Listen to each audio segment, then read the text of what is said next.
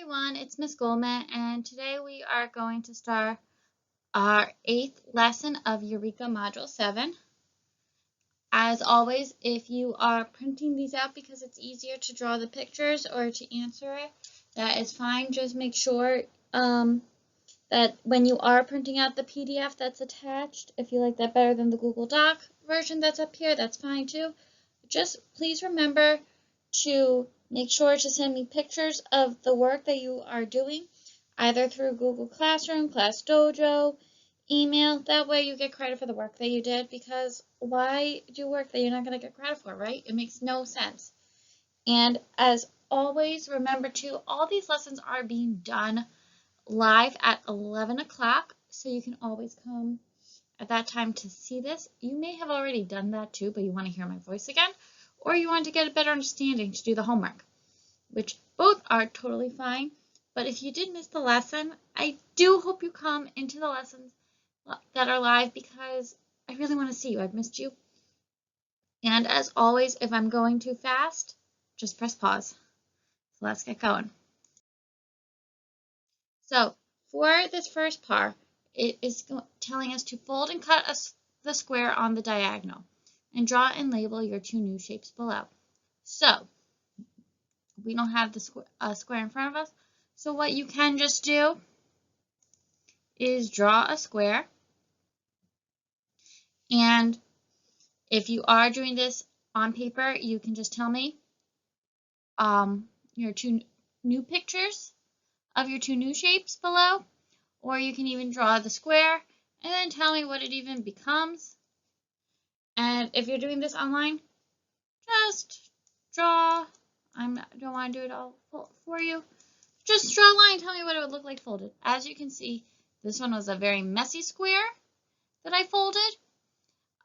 So you're going to do a much better job by taking your time. You can use those drawing tools. They're really helpful. And take your time. Don't forget to label your two new shapes.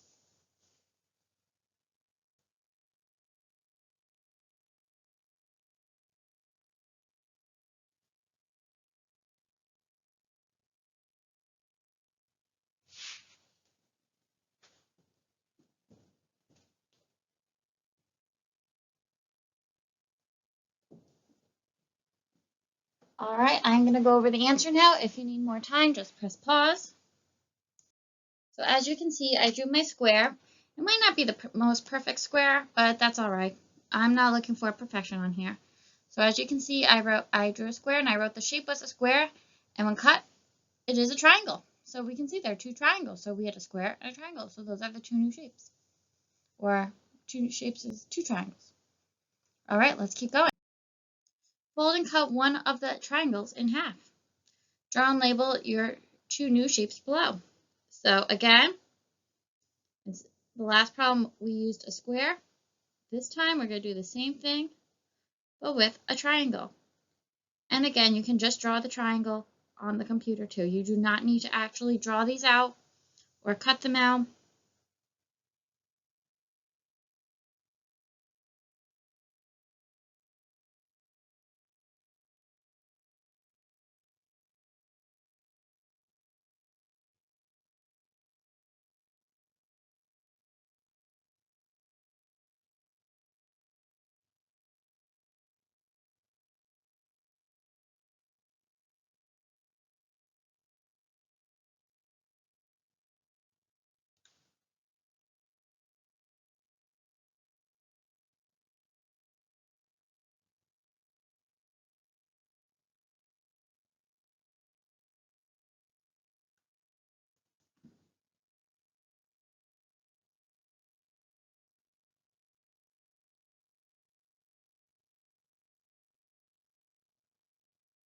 All right, we're going to go over the answer now. As you can see, I drew this triangle. I cut it in half. It doesn't really matter which point and corner you cut it from, because as we know, it's a triangle. So I wrote the triangle cut down the center creates two right triangles. So I actually was a little bit more descriptive too. I wrote that it had created the right triangle. If you just wrote a triangle, I would still accept it. because you are right. You did create a triangle, and nowhere did it say be specific. It just said draw and label your two new shapes. So let's keep going. Now it says, for us, the directions are fold twice and cut your large triangle. Then draw and label your two new shapes below. So again, you can just draw it out. If you want to, use that triangle that you made from beforehand, and then see what would happen if you cut it. So for example, if this was your triangle beforehand, just use one half of it to see what would happen.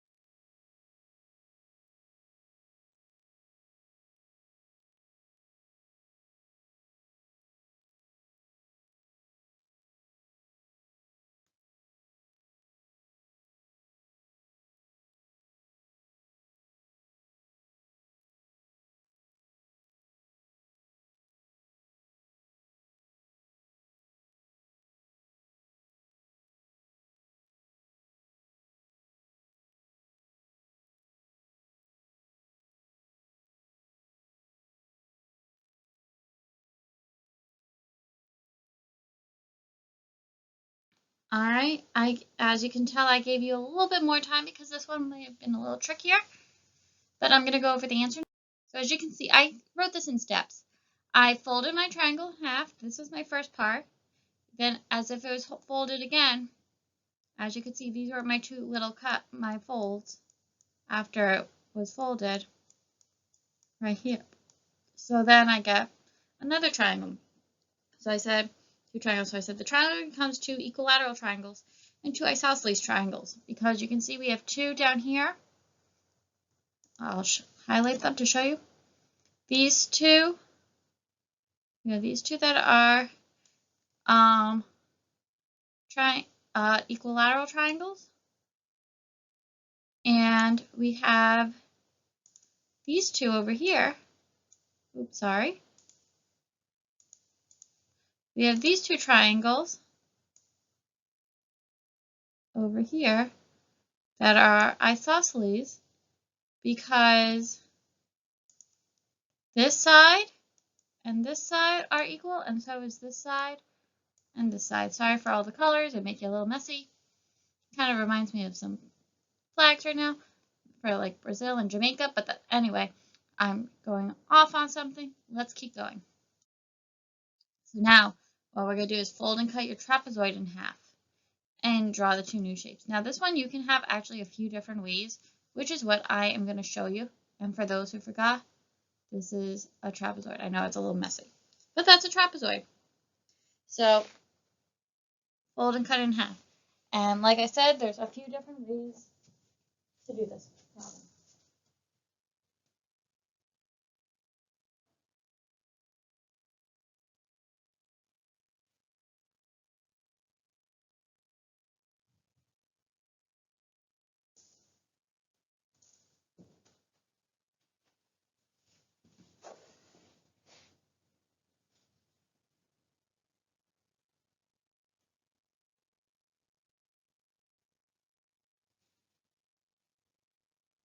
All right, and we are going to go over the answer now. If you need more time, just press pause.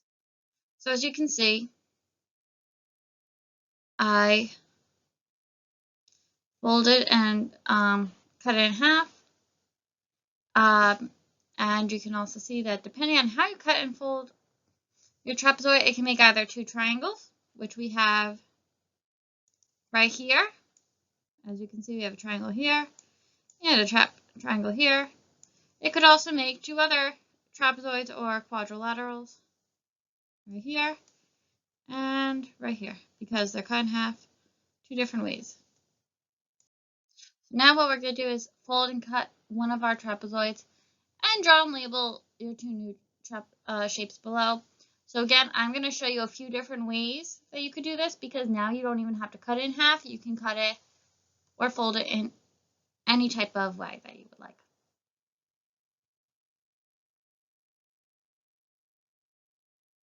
And remember, trapezoid looks like this.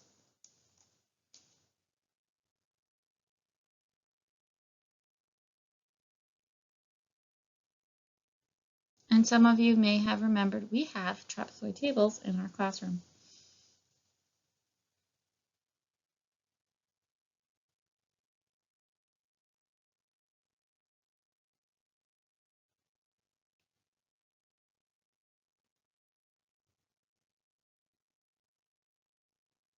All right, and I'm going to go over the answer now. Again, like I said, I drew out more than one way because I'm sure some of you found more than one way.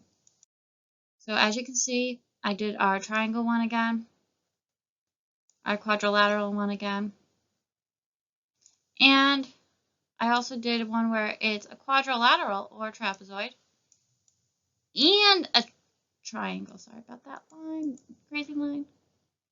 So it could be both or a triangle. So I wrote, depending on how the trapezoid is cut, it can make either two triangles or two quadrilaterals or a triangle and a quadrilateral.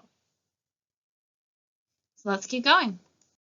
So now what we're going to do is fold and cut or draw again your second trapezoid and draw and label your two new shapes. This should be slightly easy because I just kind of went over every single type of answer on the last problem, but that's all right.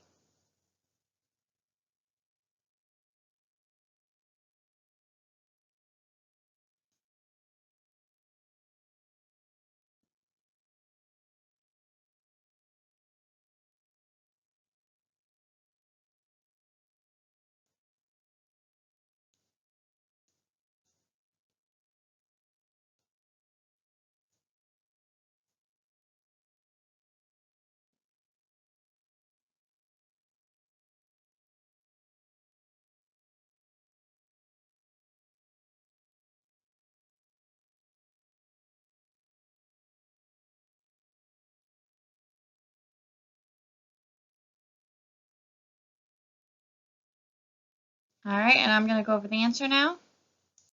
Again, you can see I have those two ways. It could either be, depending on how you cut it, it could make either two triangles or two quadrilaterals or a triangle and a quadrilateral. So now let's move on to the last problem. As you can see, this one is a two-part problem. So what we're going to do is reconstruct this original square using 7 shapes. 7 shapes, just so you know, are the tangram pieces that you might use to make puzzles with. What you're going to do is draw lines inside the square that are shown below, how the shapes go together to form the square. The first one has been done for you. And then you're going to tell me the process of forming the square. Was it easy? Was it challenging? So you have the square, and a tangram is full of, just so you know, you have a square, you have some little triangles as well, you have some parallelograms. So those are the shapes that are in the shape. And what you have to do is figure out how to make those into a square. So once you figure it out, just draw the lines in here, on here, whatever you need. And tell me what was easy, what was hard. As you can see, one line has been done for you.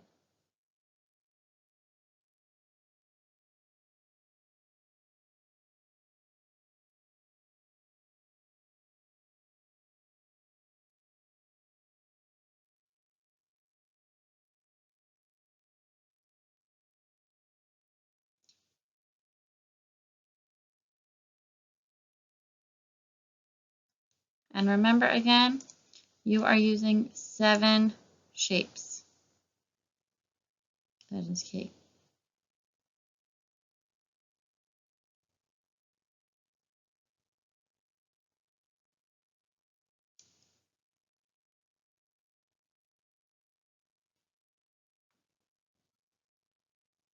All right, so we're going to start going over the answers now. If you need more time, just press pause.